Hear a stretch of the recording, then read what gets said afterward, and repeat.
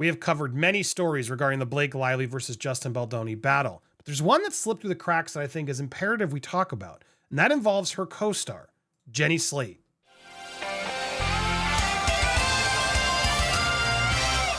Welcome to Popcorn Planet. I am Andy Signore. Now, let me be clear right out the gate. Jenny Slate has not officially confirmed that she is one of the co-stars that Blake Lively is alleging also felt uncomfortable by Justin.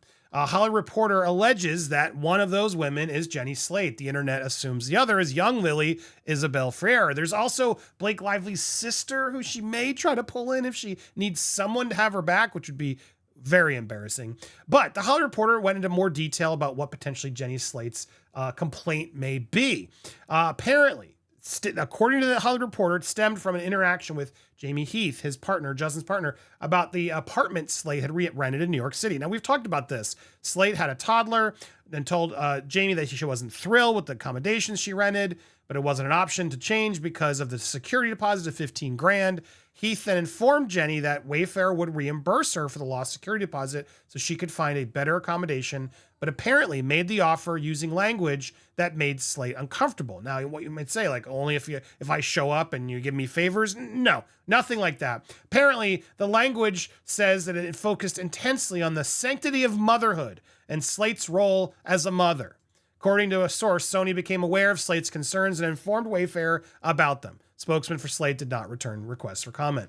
But so she was given $15,000 to go move because Jamie Heath apparently intensely focused on how important it is that she have her motherhood, in a nice space where her and her child could be good.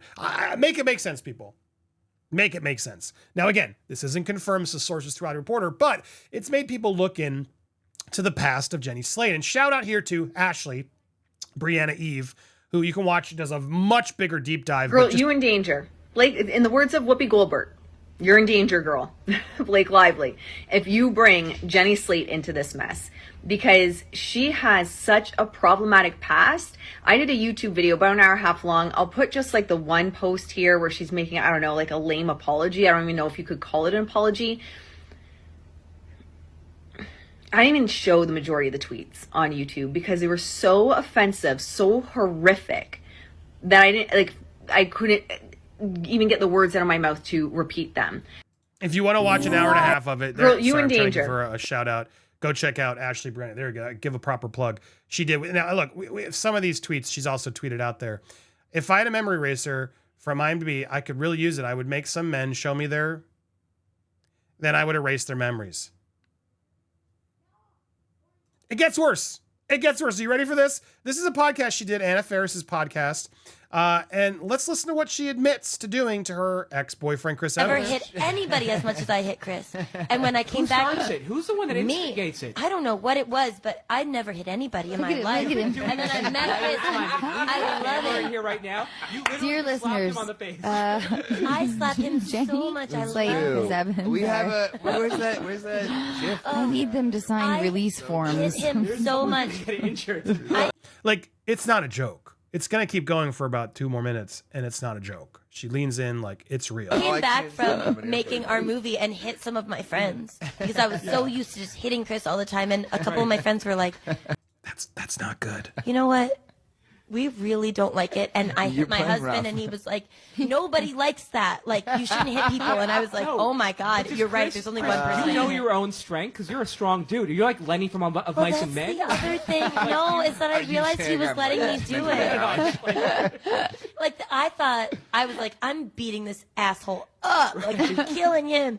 And then there was one day where he, like, grabbed my wrist, and it was like, oh, he's letting me do this. I have no... Chris is so uncomfortable. Yeah, I don't know why you're talking about this, honey. Let's not talk about this on a podcast. Oh, I'm like a baby, and he's letting me win. I don't know. I grew up with 4 siblings. Yeah. We were, you get this. That's like, I don't know. It's rough housing. Rough housing. And I grew up with sisters, and then like I met Chris, and I was just like, oh, I'm gonna kill you. I love it. But okay, and I'm gonna get to our quiz here in a second, but. Anna Faris stepping in, realizing, yeah, okay. Chris, do you guys feel like, because you're hugely famous, do you feel like, especially when you meet new people, that people have a hard time adjusting to like being familiar with you. And so like when Jenny is able to hit you, that it's like such an awesome kind of relief in a way that it's like, okay. And it really stepping in to help Jenny and Chris in a way of like trying to politely bring it back in. I give Anna props for trying. You're someone who's just like, fuck it, I don't care. Like working with someone is different than meeting someone like on the That's true, street. yeah. When you're working with someone, you right don't away want, are like, all right, like, we're in the same thing. And a when dude you on meet someone Sunset the to just hit you. Well, yeah, or just in general, like when you meet people, sometimes you learn a lot about people when you meet them, especially just in life, and you just kind of can gauge, I don't know, who people are. It's very interesting what people are, what agendas may be or may not be. I could be, oversensitive to it, but when you're working with someone, that's the beauty of meeting other actors or people you're collaborating with, because the filter, the kind of search for those motives melts a little bit. So you can kind of just meet somebody the way people used to meet people, and. But you see each other at like 6 a.m. Yeah. And you like kind of go through the grind. You bitch about like the annoying person. Yeah. Together, whatever, and you learn about it, and you spark each other's creativity levels, and like, yeah. So now you're at the place of physical abuse. That's awesome. What a wonderful story. It's tough. It's not a good look.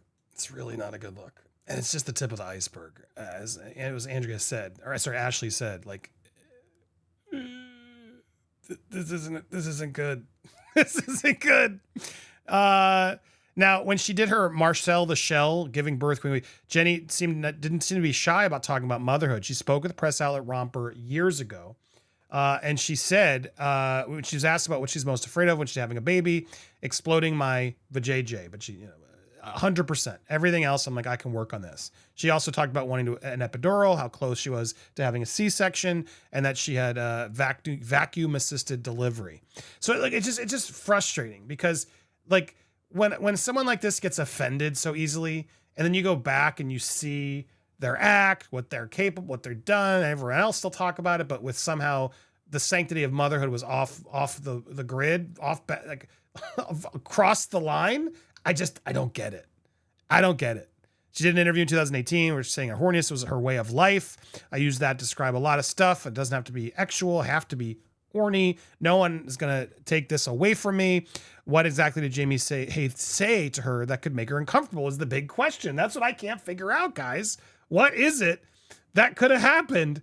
And again, tip of the iceberg is what we're learning. This is only the tip of the iceberg. So is Blake really going to want to pull this? Is that why they aren't naming her? Because they're like, it's our last resort. But then Justin's kind of like, bring it, girl, because this girl's going to lose badly.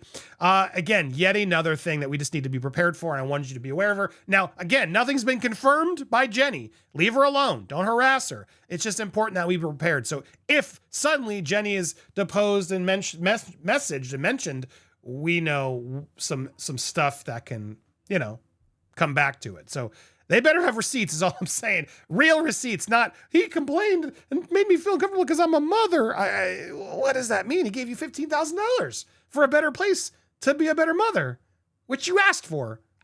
Make it make sense, people. Check that subscribe button. Hit the bell for all alerts. Smash the thumbs up as well. Please do all the comments, engagement. It helps a bunch. I taped a lot of stuff this week just because I needed some time off. So thank you for bearing with us. We got a lot more coming your way when I'm back in studio. So please stay tuned. Thank you guys so much for watching, and we'll be with you soon.